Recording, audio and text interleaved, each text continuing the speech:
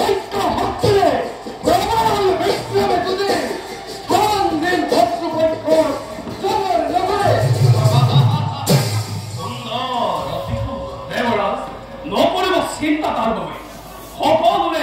রূপ আর মাদকতার সম্পদ এই অমরাবতীর গৌরব কদাপিত নিদিন হবলৈ রাখো দেবতা ভীরু নহয় কাপুরু আহে যদি কোনো শত্রু অমরাবতীপুরে পরাস্ত করে এই শত্রুক স্থান নেমে জমরানয়ে অতি সুন্দর মনিসম্মুখী হল তোমালোকৰ উৎসাহিত বাণী সেবৰা মনৰ বৃহতা ৰাখি কৰ্তব্যত হলে ধাৱমান ব্যৰ্থ হব অসুৰৰ তীব্ৰ অভিযান। হৰি ওম তৎসৎ হৰি ওম তৎসৎ হৰি ওম তৎসৎ। আমার প্রণিপাত পরিবার দেবরাজর জয় হোক। আপনার আগমনে পবিত্র করিলে আজি আমার সমস্ত অমরাবতীপুর বড় কৌসুম তপোধন এই কার্য পালন করিবই বাহবে আপনার বাবে। বাহ অন্তুষ্ট আমি তোমার ভক্ত। ওরা বাহ ওর আগমন উদ্দেশ্য গৈছিলো মই বিষ্ণুলোকলৈ লক্ষ্মী নাৰায়ণৰ যুগল চৰণ দৰ্শন বাস মোৰ আগমনত তুষ্ট হৈ জগত জননী লক্ষ্মীয়ে এই মহাৰত্ন মূল্যবান মালাধাৰী আমাৰ হাততে কৰিলে অৰ্পণ। কিন্তু বাস আমাৰ দৰে তপস্বী গলতে এই মূল্যবান ৰত্নই শোভাবৰ্ধন নকৰে। সেয়েহে এই মালাধাৰী মই তোমাক দিব বিচাৰিছো। এই বড় দুৰ্লভ মালাধাৰী যোগ্য মই নহওঁ কদাপি। আপোনাৰ বাক্য মই কিবা দৰে কৰিম উলংঘা। এই মালাধাৰীৰ যোগ্য তুমি। গতিকে লোৱা এই মহাৰত্ন ৰত্নাক্ষ মালাধাৰী। দেখা দেখা সৰ্বজন ইটো লীলা নাৰায়ণ পুৰাণৰ কথা গীত বিষয়খন পুৰাণৰ কথা গীত বিষয়খন।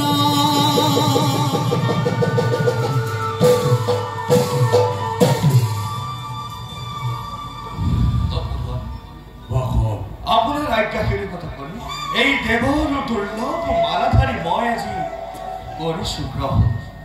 আশীৰ্বাদ কৰিব তপন ইয়াৰ লগত যাতে কোনো বাধা বিঘিনি নাহি যায়।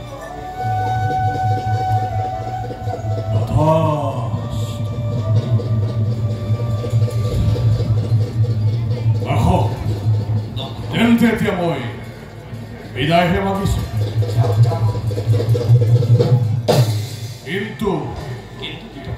কিন্তু মনত ৰাখিব দেবেন্দ্ৰ এই মহামূল্য ৰত্নধাৰী যেন কোনোদিন নহয় অনাদৰ। এই কথা তুমি সদায় ৰাখিবা মনত। হৰি ওম তৎসৎ।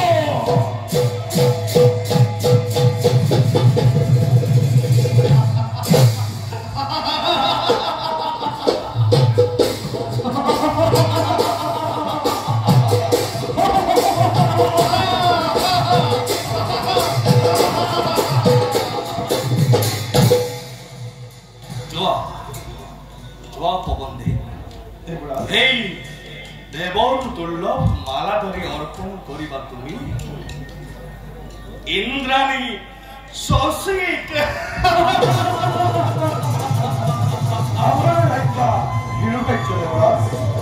কিন্তু এই কথাও হৰে থৈ আহিবা যে এই দেৱৰ দুৰ্লভ মালাধাৰী সন্মানত যাতে কোনো দিনে নহয় ব্যাঘাত। দেৱৰাজ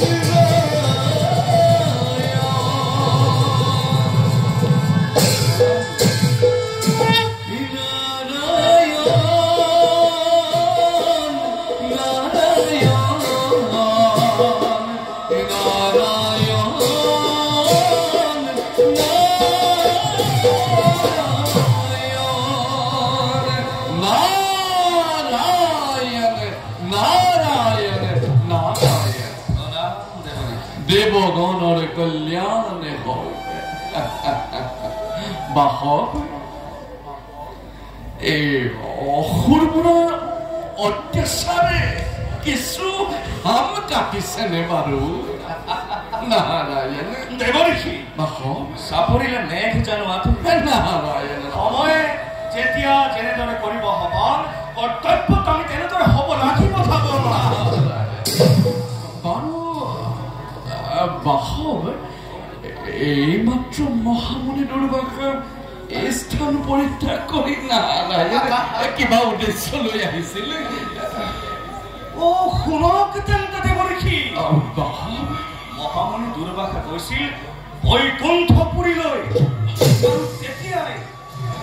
তেতিয়াই মহামুনি দুৰ্বাসাক জগত জননী আই লক্ষ্মী দেৱীয়ে এডাল দেৱৰ দুৰ্লভ মালা কৰিছিল অৰ্পণ।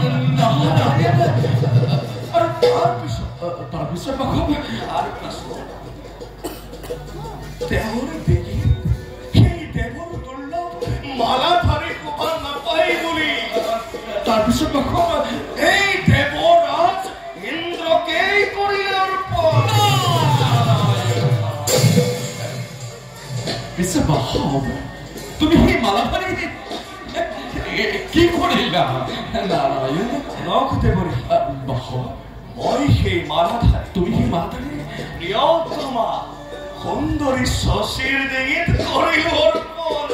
আৰু দেৱঋষি এইবাৰো কেনেকে জীৱন সুন্দৰ সুন্দৰ সুন্দৰ সুন্দৰ নিশ্চয় সুন্দৰ। অৰ্ধাংগিনী শশীৰ গলত লক্ষ্মীৰ দৰেই শোভাবৰ্ধন কৰিব। নিশ্চয় দেৱঋষি। কিন্তু কিন্তু কিন্তু কিন্তু বুলি ৰৈ গ'ল কিয় দেৱঋষি? কিন্তু ভাবিছো মই কওক দেৱঋষি। আপুনি নিজেই নিজকে কিয় ইমান তুচ্ছ জ্ঞানী কৰিছে? আপুনি নিজেই নিজকে ইমান কিয় তুচ্ছ জ্ঞানী কৰিছে? আপুনি ৩৩ কোটি গৰাকী ৩৩ কোটি দেৱতাৰে গৰাকী দেৱপুৰন্দৰ। নিশ্চয় মই ৩৩ কোটি দেৱতাৰ গৰাকী দেৱপুৰন্দৰ। ইচ্ছা কৰিলে হত হত ৰুদ্ৰাক্ষৰ বৃক্ষ আনি ৰোপণ কৰি ল'ব পাৰে অমৰাৱতী কাননৰ মধ্যে। নিশ্চয় দেৱঋষি।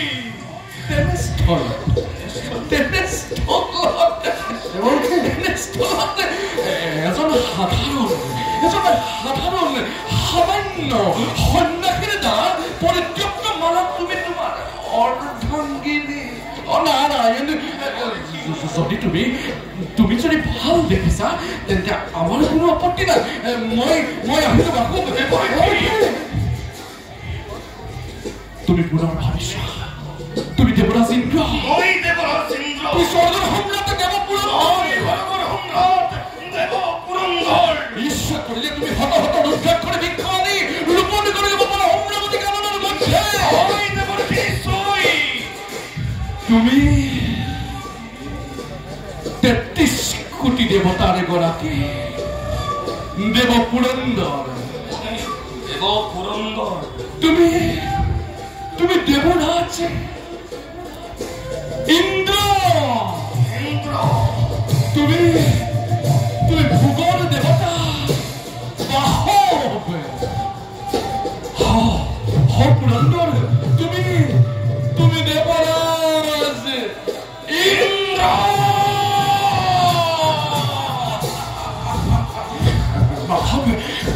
আমি এটা বিদায় মাগিল বাহব।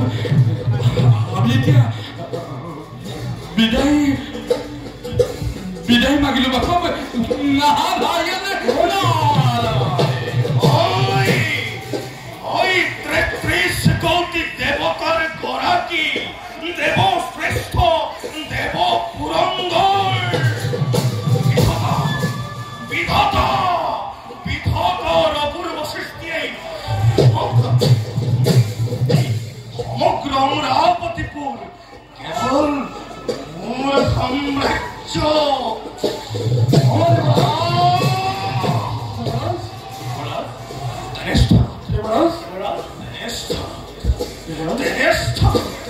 দুর্বাহার করে সামান্য তপস্বীর পরিত্যক্ত মালামূল ইন্দ্রাণী খসিয়ে করিছে পরিধান। নাই নাই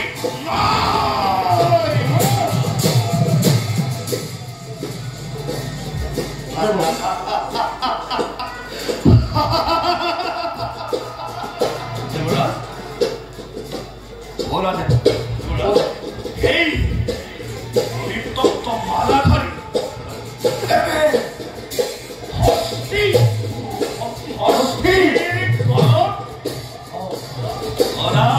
পরিধান